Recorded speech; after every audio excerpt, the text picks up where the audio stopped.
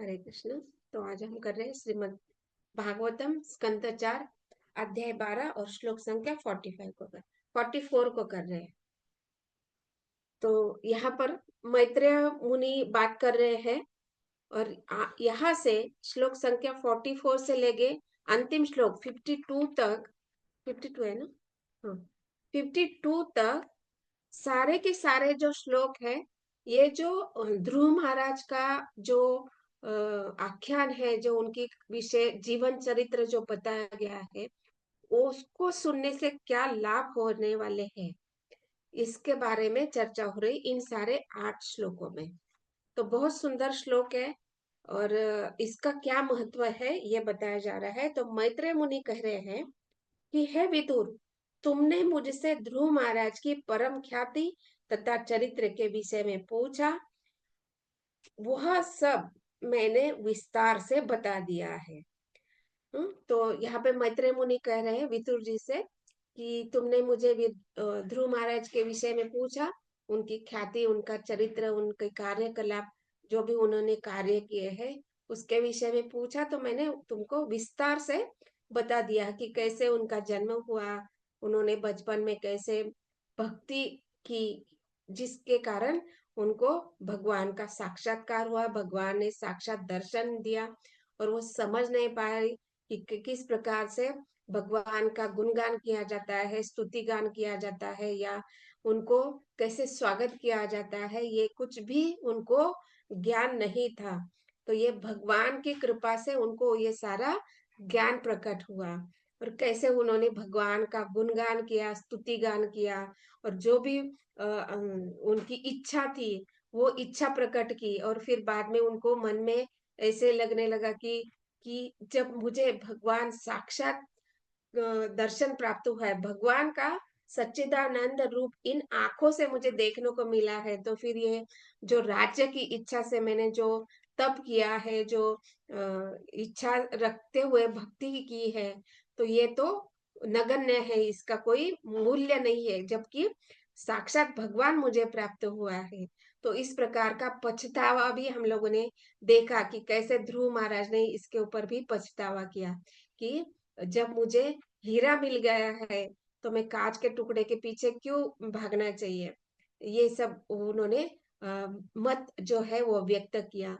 और फिर भगवान ने उनका ये जो भाव देखकर भगवान ने उनके ऊपर कृपा की और कहा कि आपका ये जो जीवन रहेगा वो बहुत भक्तिमय रहेगा। आप भले ही राजा के रूप में कर्तव्य करते रहेंगे, फिर भी आप मुझे कभी भी भूलेंगे नहीं और आपका ये जो भक्ति योग है, ये निरंतर बहुत दृढ़ता से चलते रहेगा। इस प्रकार का आशीर्वाद उन्होंने प्राप्त किया और हम सब देखते हैं कि उन्होंने 36 साल जो है इस पृथ्वी पर राज्य किया। और अब उन्होंने सोचा कि अभी मुझे सीधे सीधे अभी ये जो कर्तव्य है, ये भक्ति में थोड़ा सा बाधा बन रहा है, तो मुझे इन बाधा को अभी हटाना है। तो इस प्रकार उन्होंने सोचा कि अभी ये जो कर्तव्य की बाधा है, अभी मुझे नहीं चाहिए, मुझे निरंतर 2400 घंटा ही मुझे भगवान का स्मरण करना है, भगवान को ही सेवा करना है। तो इसलिए उन्होंने सोचा कि अभी मैं सब कुछ त्याग कर वन में चला जाता हूँ। तो वो बद्रिकाश्रम चले गए और वहां पे हम लोगों ने देखा कि किस प्रकार से तपस्या के द्वारा उन्होंने भगवान को प्राप्त किया। और हम देख रहे हैं कि कैसे उनको वैकुंठ से विमान आ रहे हैं उनको लेने के लिए। तो दैट मीन्स हम देख रहे हैं कि उन्होंने बचपन से लेकर ये जो अंतिम अवस्था है, जब वो भगवत धाम जा रहे हैं, तब तक शुरुआत से लेकर इस जगत को छोड़ने तक उन्होंने पूरा जीवन जो है अपने कर्तव्यों को निभाते हुए भक्ति योग का पालन किया है। कितना दृढ़ता से पालन किया है। तो इसलिए देखते हैं कि हमें यहाँ पर श्रील प्रभुपाद समझाते हैं तात्पर्य में कि ऐसे शुद्ध भक्तों के जो चरित्र होते हैं, उनका जो यश होता है, उनकी जो ख्याति होती है, उनके जो सारे कार्यकलाप होते हैं, कि उन्होंने कैसे अपने कर्तव्य को निभाते हुए भक्ति में हमेशा ही दृढ़ रत रहे हैं। ये कैसे उन्होंने आचरण करके दिखाया है, ये हमें अवश्य ही सुनना चाहिए। और हम लोगों ने देखा कि किस प्रकार से ध्रुव महाराज ने सशरीर इस भौतिक जगत को त्याग कर भगवत धाम को अभी जा रहे हैं, और इस प्रकार हमें उनका चरित्र सुनने को मिल रहा है। तो इस प्रकार हम देख रहे हैं कि ये सारा जो विस्तार से हम लोगों ने सुना है, और इस प्रकार यहाँ पे मैत्रेय विदुर संवाद पुनः आ गया है। तो हम लोग देख रहे हैं कि ये जो श्रीमद् भागवतम है, इसमें अलग अलग संवाद है। तो सबसे पहले जो श्रीमद् भागवत का ये जो चर्चा हुआ है, ये जो डिस्कशन हुआ है, ये जो संवाद हुआ है, तो सबसे पहले भागवतम का चर्चा हुआ है। मतलब इस भागवतम जो अभी हम लोग पढ़ रहे हैं, तो इसमें बताया जाता है कि पहले विदुर तथा मैत्रेय के बीच में हुआ। उसके बाद उसके बाद हुआ परीक्षित और सुखदेव गोस्वामी के बाद। हम्म और जब सुखदेव गोस्वामी और विदुर जी की ये भागवतम की चर्चा हो रही थी, वहां पर सुत गोस्वामी भी उपस्थित थे। दैट मीन्स सुत गोस्वामी ने श्रील सुखदेव गोस्वामी द्वारा कही इस भागवत को बहुत ध्यान पूर्वक सुना था। और जब यह शौनक आदि जो ऋषि मुनि है, नैमिषारण्य में बैठकर कलयुग को देखते हुए उन्होंने अलग अलग यज्ञ को करने की सोची थी, तब वहां पर सुत गोस्वामी आए थे, तो उन्होंने बताया कि कलयुग के लिए ये श्रीमद् भागवतम बहुत अच्छा रहेगा। तो ये यज्ञ से भी बढ़कर ये श्रीमद् भागवतम का जो इतिहास है, ये जो पुराण है, भगवान की लीला है, ये बहुत लाभदायी होगा। तो इसलिए ये सारे शौनक आदि जो नैमिषारण्य के ऋषि है, उन्होंने यज्ञ को रोककर श्रील सुखदेव जो सुखदेव गोस्वामी द्वारा सुने हुए श्रीमद् भागवत को सूत गोस्वामी को कहने के लिए कहा। तो इस प्रकार हम देखते हैं कि ये जो श्रीमद् भागवतम है, तो पहला संवाद हुआ है विदुर तथा मैत्रेय के बीच में। उसके बाद सुखदेव गोस्वामी तथा परीक्षित महाराज, और तीसरा संवाद हो रहा है सूत गोस्वामी तथा शौनक मुनि। तो इस प्रकार के तीन संवाद है, और तीनों ने भी सेम ही भागवतम बोला है, जो भागवतम हमें अभी पढ़ रहे हैं, जो समझने का प्रयास कर रहे हैं। तो इस प्रकार से यहाँ पे मैत्रेय तथा विदुर का संवाद हो रहा है। और ये जो भागवत है, ये जो ध्रुव महाराज का जो चरित्र है, उनका जो जीवन काल है, वो सारे क्या है, बड़े बड़े साधु पुरुष तथा भक्त ध्रुव महाराज के विषय में सुनने की इच्छा रखते हैं। मतलब जो भी भक्त बनने का प्रयास कर रहा है या भक्त बनना चाहता है, भक्ति योग की विधि जिसने अपनाई है, वो क्या करते हैं, ध्रुव महाराज जैसे जो शुद्ध भक्त है, उनके विषय में सुनना पसंद करते हैं। दैट मीन्स क्या, कि उन्होंने कैसे अपने जीवन काल में इस भौतिक जगत में रहते हुए अपने सारे प्रकार के धर्म, मतलब शरीर धर्म होता है, एक राजा के रूप में उनके अपने कर्तव्य होते हैं, एक पुत्र के रूप में कर्तव्य होते हैं माता तथा पिता के प्रति, एक भाई के रूप में उन्होंने कैसे कर्तव्य निभाया, एक राजा के रूप में कैसे प्रजा को सारी सुविधाएं प्रदान की। ये सब कार्य करते हुए उन्होंने भक्ति योग को कितने दृढ़ता से बनाए रखा। मतलब कभी भी ऐसा समय नहीं आया कि वो कभी भगवान श्री कृष्ण की भक्ति को भूले हैं या भगवान को भूले हैं, ऐसा कभी भी नहीं हुआ है। इसलिए इनको शुद्ध भक्त कहा जाता है। जैसे हम देखते हैं कि शुद्ध, इस भौतिक जगत में सबसे शुद्ध चीज कही गई है सोना। जिसमें सोने में कोई भी मिलावट नहीं है, तो वो बहुत स्ट्रांग होता है। इसलिए हम देखते हैं कि ये जो सोना होता है, इसमें किसी भी प्रकार का मिलावट नहीं होता है, तो वो कितना भी उसका जो मेल्टिंग पॉइंट होता है, वो बहुत 300 डिग्री से भी ज्यादा होता है, वो 300 डिग्री तक भी वो मेल्ट नहीं होता है। तो इसलिए उसको ज्यादा शुद्ध कहा गया है। मतलब किसी भी चीज से वो कंटेमिनेट नहीं होता है, शुद्ध जो सोना होता है।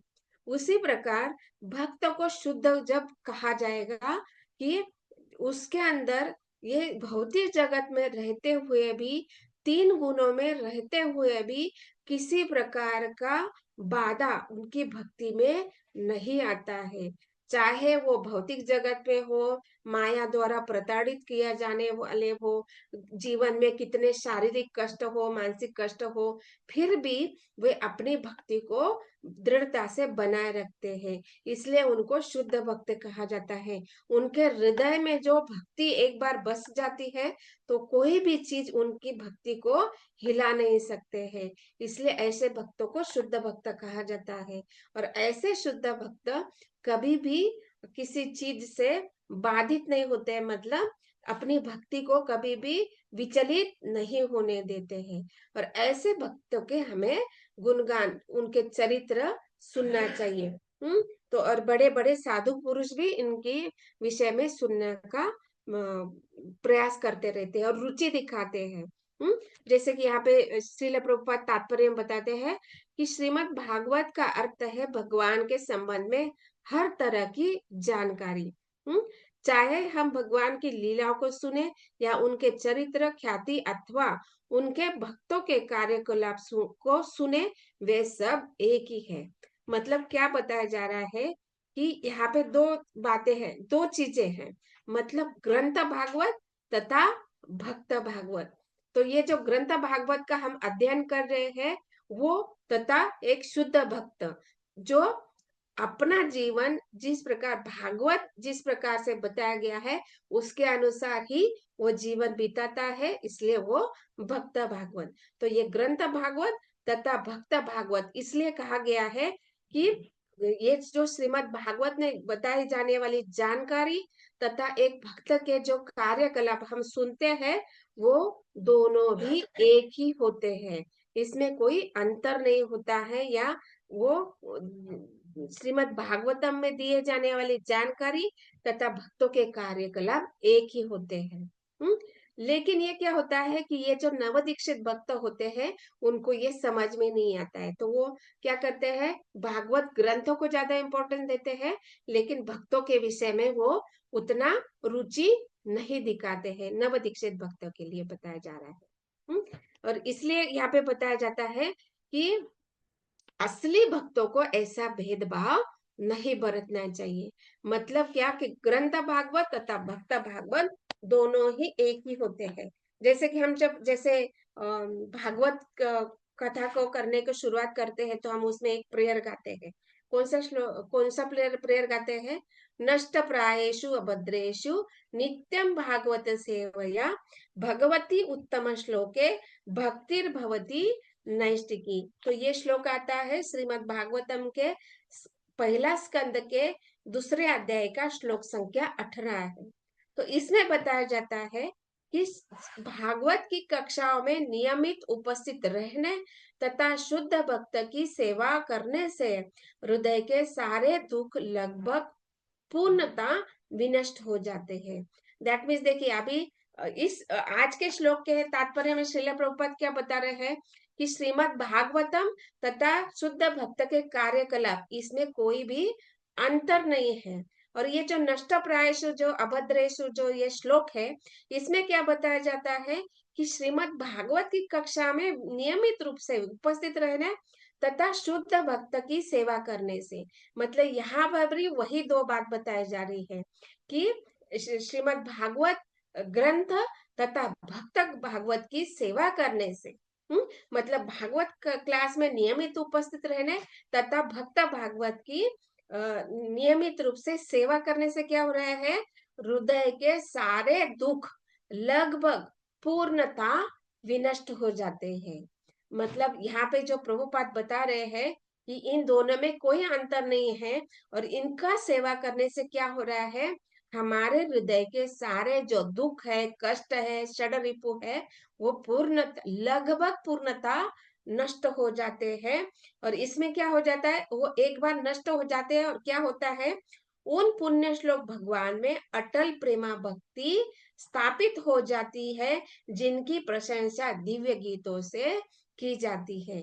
दैट मीन्स यहाँ पे क्या हो रहा है कि ग्रंथ भागवत तथा भगवत भागवत की नियमित रूप से सेवा करने से हमारे हृदय का शुद्धिकरण हो रहा है।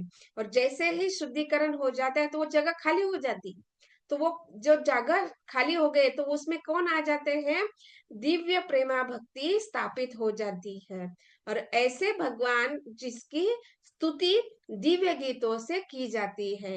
दैट मीन्स यहाँ पे कितनी महत्वपूर्ण बात बताई जा रही है कि जैसे ध्रुव महाराज जैसे महाभागवतों का जब हम कार्यकलाप श्रवण करते हैं तो हमारा हृदय क्या हो जाता है? शुद्ध हो जाता है। हमारे जीवन के जो कष्ट है, दुख है, हमारे हृदय, मन, बुद्धि, अहंकार में जो भी रिपु है, काम, क्रोध, लोभ, मोह, मत्सर, ईर्ष्या, द्वेष, ये जो सारे प्रकार के जो शत्रु हमारे हृदय में, मन में, बुद्धि में, अहंकार में जो बैठे हुए हैं, वो सारे धीरे धीरे धीरे धीरे श्रवण करते हुए और भागवतों महाभागवतों की सेवा करने से वो सारे निकल जाते हैं। और इसमें क्या हो जाता है?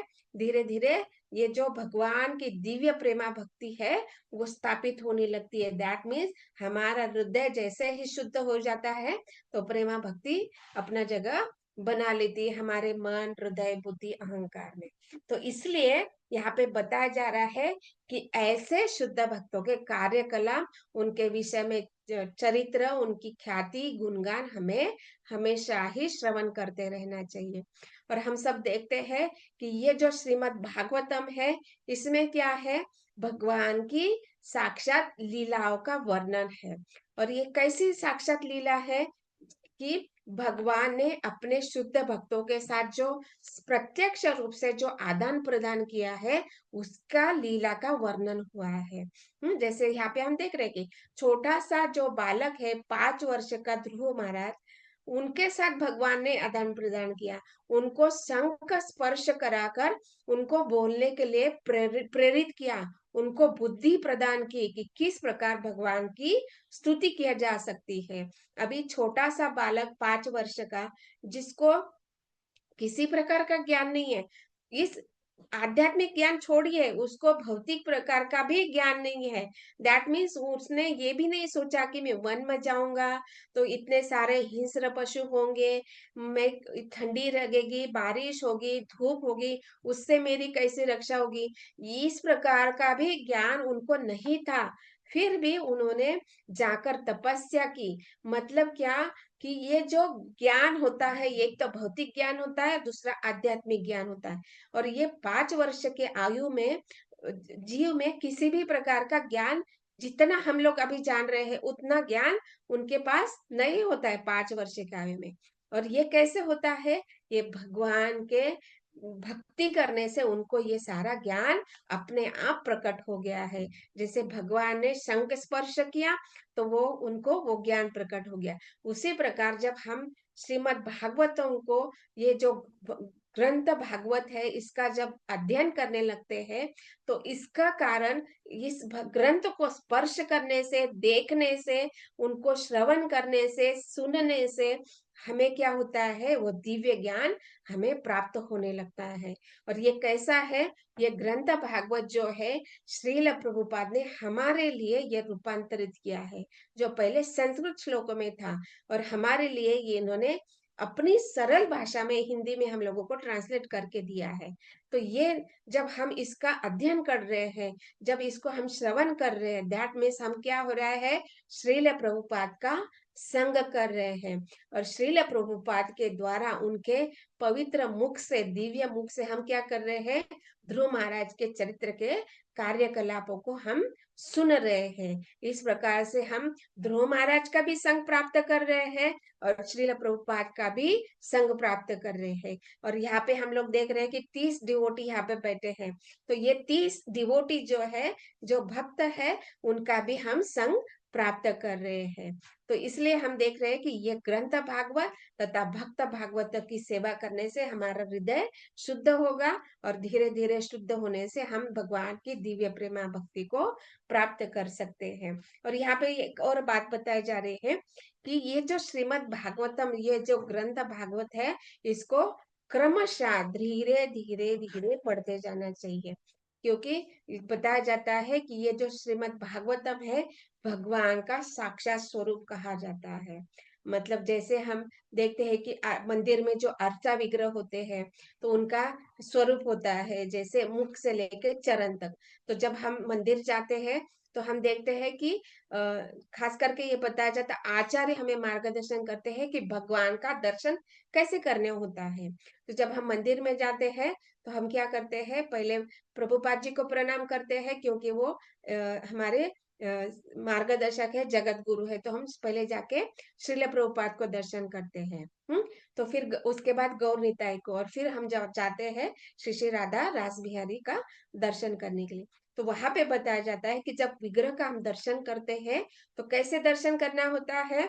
चरण कमल से लेकर उनके घुटनों तक, फिर उनके जंगा, फिर नाभिक क्षेत्र, उनका वक्षस्थल, उनका कंठ क्षेत्र, फिर उनका मुखमंडल, इस प्रकार से चरण से लेकर मुख कमल तक उनके पूरा धीरे धीरे धीरे धीरे हमें दर्शन करना है, और एक एक जो अंग है उसके ऊपर हमें स्मरण करना है और ध्यान करना है, ध्यान पूर्वक भगवान का दर्शन करना है।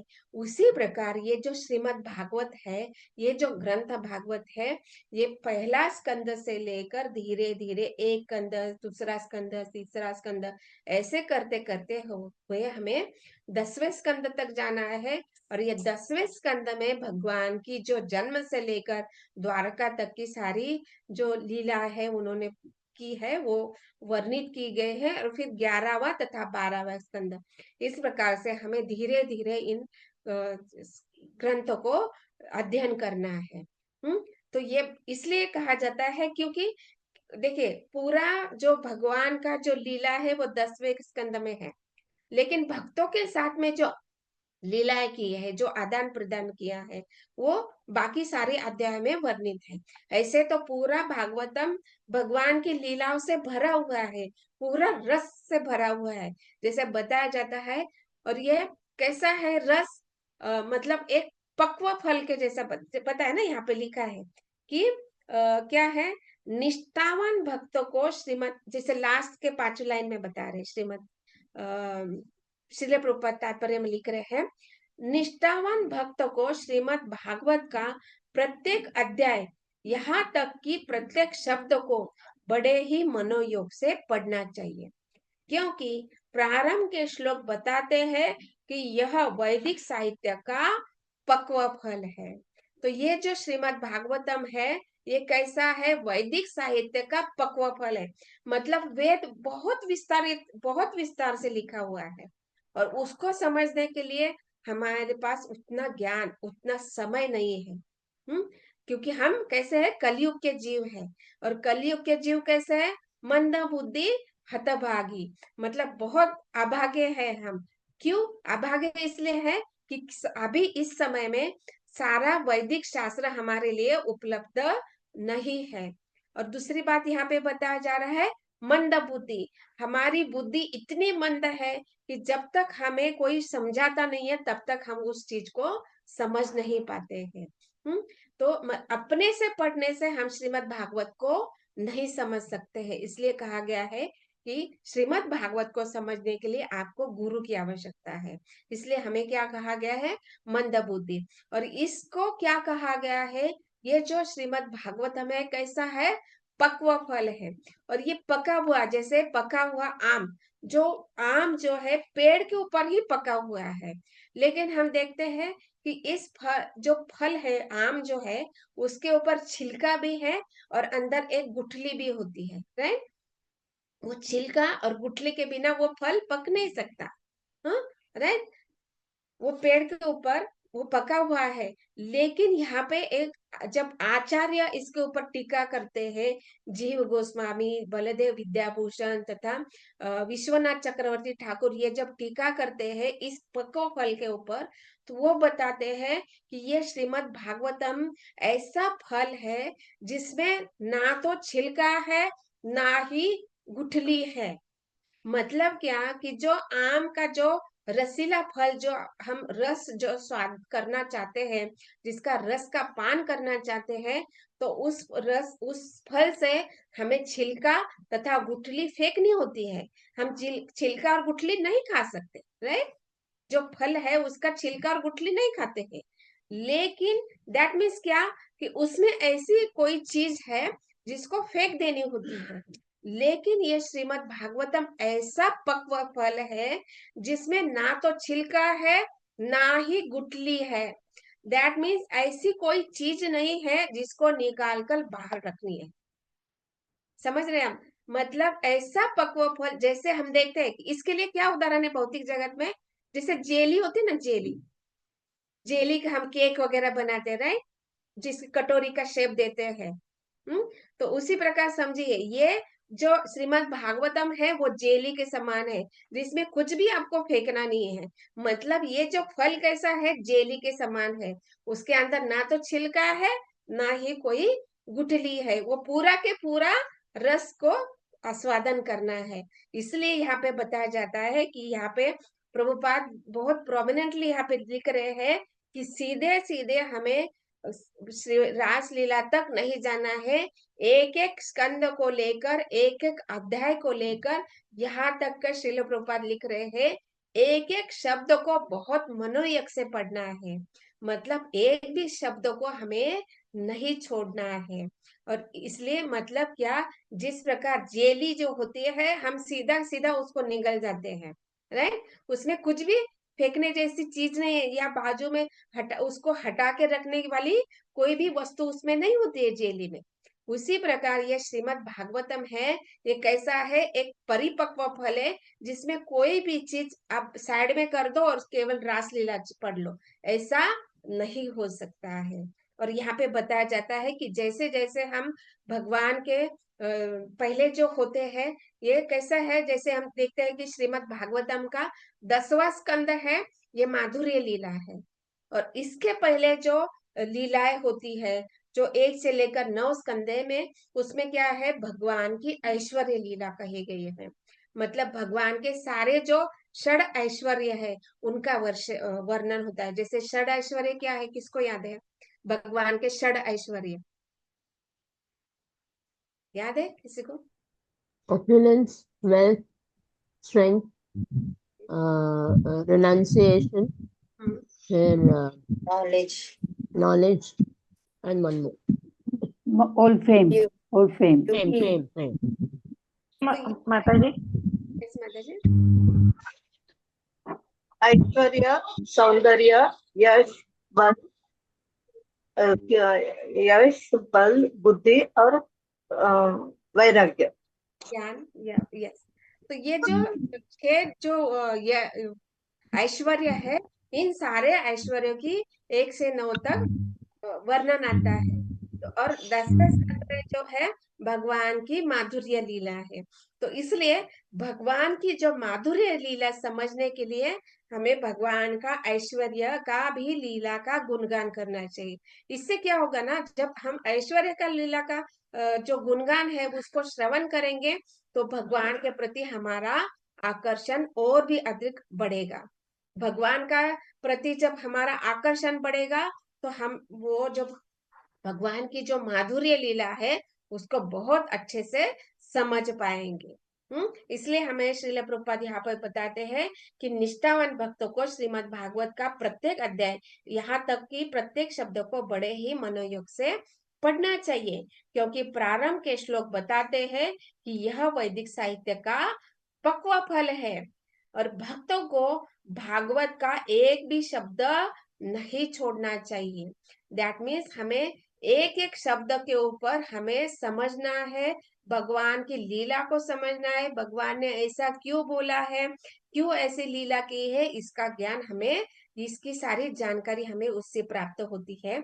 और इसलिए मैत्रेय मुनि ने बल दिया है कि ये जो श्रीमद् भागवत है परम भक्तों द्वारा सम्मत है। दैट मीन्स ये जो श्रीमद् भागवतम है कैसा है, भगवान की लीलाओं से ओतप्रोत है, जैसा पक्व फल कहा गया है। इसमें इतना रस भरा हुआ है, इतना रस भरा हुआ है, उसमें ना तो छिलका है ना ही गुठली है, बस उसको पीते जाना है, पीते जाना है, पीते जाना है। हाँ? और ये कैसा है, अमृत के जैसा है। और कैसा अमृत है, ये केवल मृत्यु को ही टालेगा नहीं, तो ये अगले जन्म तक हमारे साथ रहने वाला है। जैसे इस भौतिक जगत में देते हैं कि कोई व्यक्ति जिसने अमृत का पान किया है तो उसको मृत्यु नहीं होती है। लेकिन यहाँ पे बताया जाता है कि इस रस का पान करने वाला जो जीव है, जो व्यक्ति है, उसको कैसे है, उसका भले ही मृत्यु हो जाए लेकिन वो हमेशा ही, ये आत्मा कैसा है, शाश्वत है, उसी प्रकार वो शाश्वत जो है वो जीवित रहेगा। मतलब ये जो ज्ञान है श्रीमद् भागवत का ज्ञान उसके साथ हमेशा ही रहेगा। भगवान के प्रति हमारा जो कर्तव्य है उसके प्रति वो हमेशा ही सजग रहेगा और भक्ति योग में हमेशा ही लगा रहेगा। इसलिए कहा गया है कि ये जो शुद्ध भक्त है वो हमेशा ही इसका गुणगान करते रहते हैं, इसका श्रवण कीर्तन स्मरण करते रहते हैं। इसलिए यहाँ पे बताया गया है कि बड़े बड़े साधु पुरुष भी भक्त ध्रुव महाराज के जैसे के विषय में सुनने की इच्छा रखते हैं। इसलिए हमें ये जो श्रीमद् भागवतम है बहुत ध्यान पूर्वक समझना है, सुनना है और ध्रुव महाराज जैसे शुद्ध भक्तों की लीलाओं को बहुत ध्यान पूर्वक श्रवण करते रहने से हमारा हृदय का जो कल्मश है वो नष्ट होगा। धीरे धीरे हमारा हृदय, मन, बुद्धि, अहंकार शुद्ध होते रहेगा और इस हृदय में दिव्य प्रेमा भक्ति स्थापित हो जाएगी। और ये जब दिव्य प्रेमा भक्ति हृदय में स्थापित हो जाएंगी तब हम भगवान के दिव्य गीतों से स्तुति करेंगे, गुणगान करेंगे, जिस प्रकार से ध्रुव महाराज ने किया था। तो इसलिए यहाँ पे बताया जाता है कि हमें ग्रंथ भागवत तथा भक्त भागवत दोनों के भी सेवा करना आवश्यक है। ऐसा नहीं कि हम केवल श्रीमद् भागवतम ग्रंथ को अध्ययन करें और भक्तों को कोई भी इम्पोर्टेंस नहीं दे। नहीं, ऐसा नहीं होता है, दोनों को साथ साथ चलना चाहिए। तो इस प्रकार से हमारा हृदय शुद्ध होगा और भगवान को हम अच्छे से समझ पाएंगे। मतलब क्या बताया जाता है, भगवान को तत्वता समझेंगे। इस प्रकार से यहाँ पे बताया जा रहा है। तो ग्रंथराज श्रीमद् भागवतम की जय, श्रील प्रभुपाद की जय। ओम तत्सत। हरे कृष्ण।